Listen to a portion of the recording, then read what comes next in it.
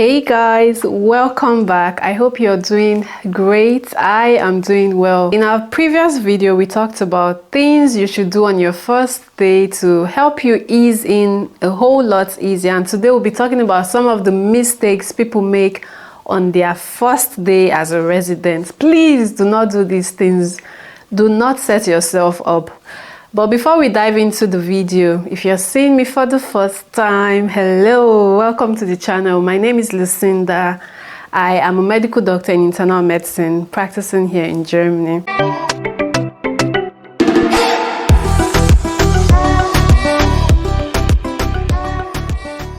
The first thing you should totally avoid on your first day at work as a doctor, as a resident, please, I beg you, do not show up late. And I know we are humans, things happen, unforeseen circumstances will always show themselves. But if at any point you feel, oh, for some reason I'm not going to make it on time, or something happened beyond your control, then make sure you send an email, make sure you call, just make sure you keep them informed. Especially in Germany, time is very important. A German or people would feel disrespected if you do not show up at the time you agreed to show up. So you do not want to set yourself up, especially on the first day. You don't want to come across as being unreliable or as someone whom they cannot really trust. You get?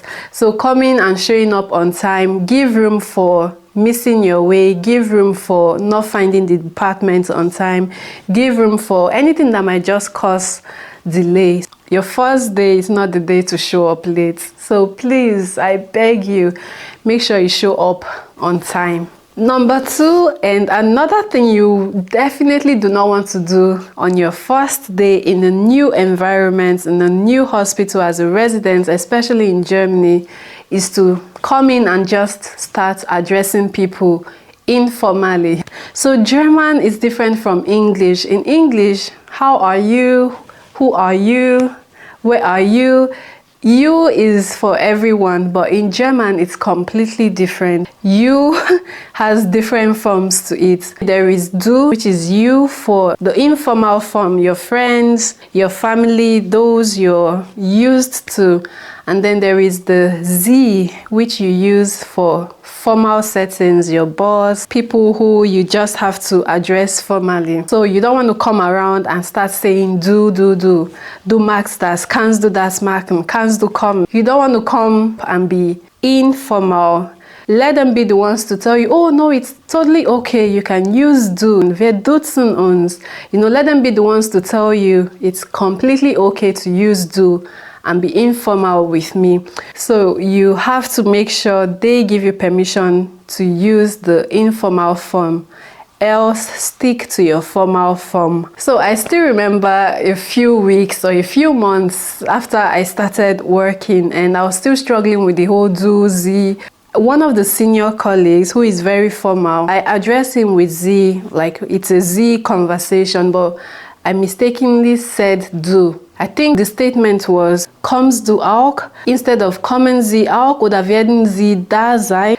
And I noticed the du was like, he didn't like it, but of course he didn't say, oh, I don't like it, don't use du with me. It was an honest mistake. It came out, I realized it came out, but it was too late, like it had already come out of my mouth. He says, yeah, ich werde da sein, like I would be there. And then he goes on to say, Sie können. And then he continued the statement. He stressed the Sie just to make sure, like, you have to use Sie. And I got the point. Sometimes it happens. I've used du with my chef before in the first week and month as well. He's a very chilled guy, and you know, he continued the conversation, no stress, no hassles. So there are certain people who they know it's a mistake, they know you're trying to find your feet and they do not mind. But for others, they mind. So you have to make sure you take note of that. Just make sure they let you say, yes, you can use do, or they start with the do and then you follow suit. You get? All right, so let's move to the next one. You have no business trying to go about proving yourself on your first day as a resident. I am not kidding. I know there is that tendency to want to prove yourself, to know that, you know what, I earned this position, I'm a doctor. You want to show you learned some things in med school. Medicine and medical practice will humble you. Please do not go about trying to prove yourself on your first day, your first week, your first month, your first year, and as long as it goes, you do not know, and it's okay not to know. If you start trying to say, oh yeah, I know it, oh I know it, before someone explains, at some point you will just realize everyone stops explaining stuff to you because they're like, oh, he knows it, she knows it, so no one's gonna try to explain stuff to you. Even if it's something you know and someone is trying to explain it, just listen. What do you have to lose? Nothing. Instead, you gain the information twice and it sticks. Just be humble, just be in your lane and just assimilate and soak up everything you're being taught. The next on the list will be, do not disrespect your colleagues or the nurses especially. I've had situations where I hear some doctors say, oh, I'm the doctor, you're the nurse. Please, I beg you, do not do that. Especially as a fresh graduate and as a new resident. Sometimes the nurses will question you. Sometimes they question you to test you, and sometimes they question you because they actually mean the question. They're not trying to test if you're good or not. They actually mean the question.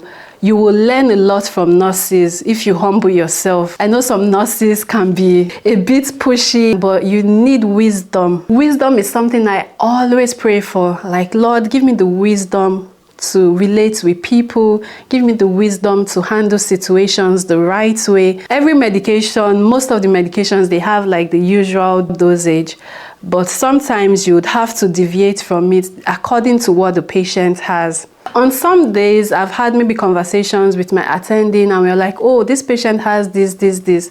So we are going to give, instead of the standard doses of, let's say 50, we are going to do maybe 60.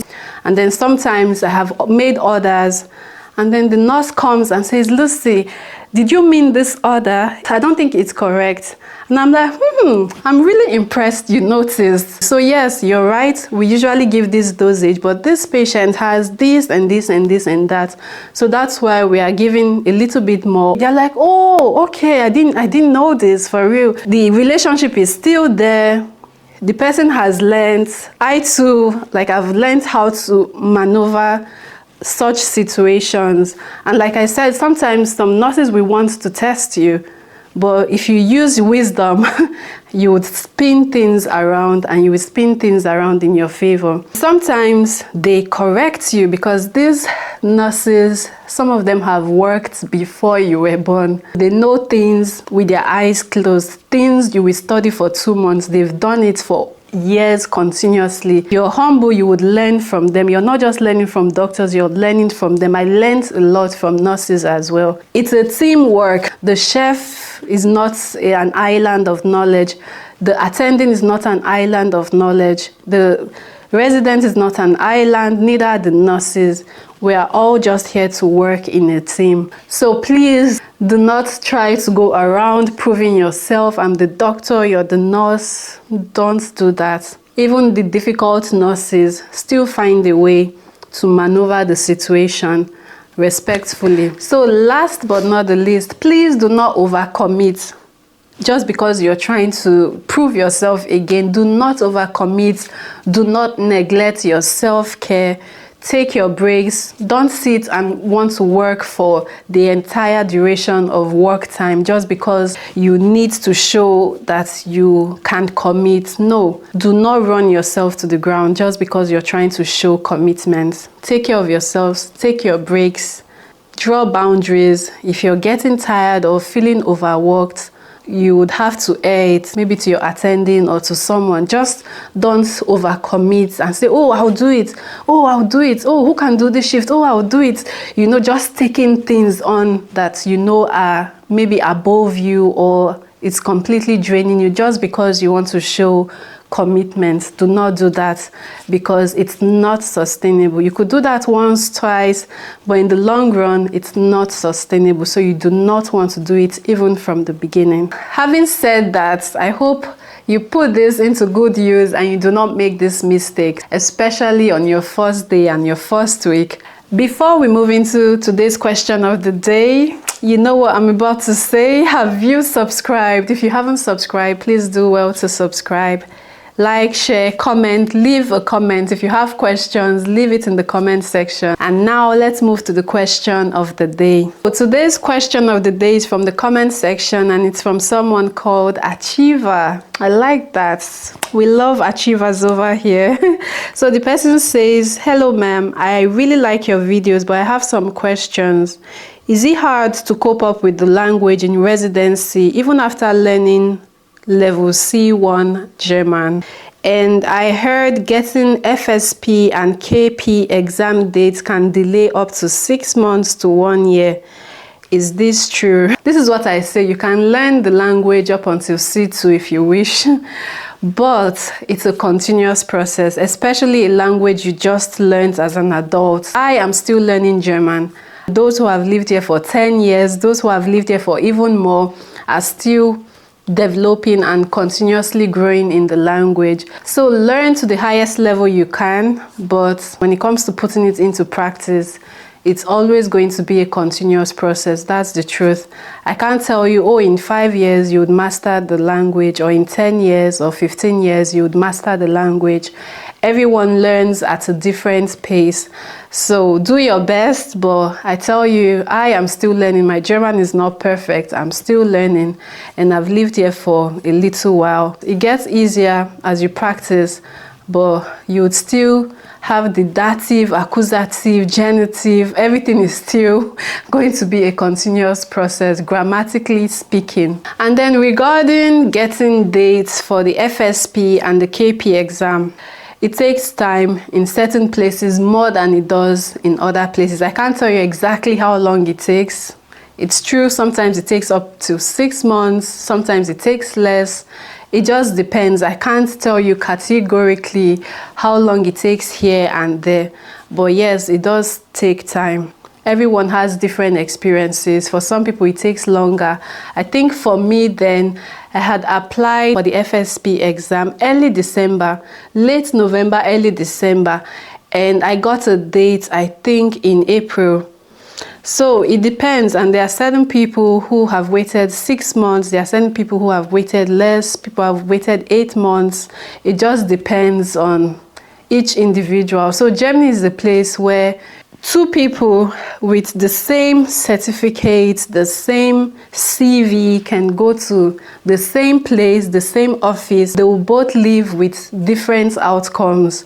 So it's very individually based somehow. I don't know why, but it's just the way it is. I hope that answers the question, and I hope these tips and everything we've talked about today helps you ease in and helps you become better on your first day and on the journey through residency. As usual, pass auf dich auf. Wir sehen uns bald und ciao.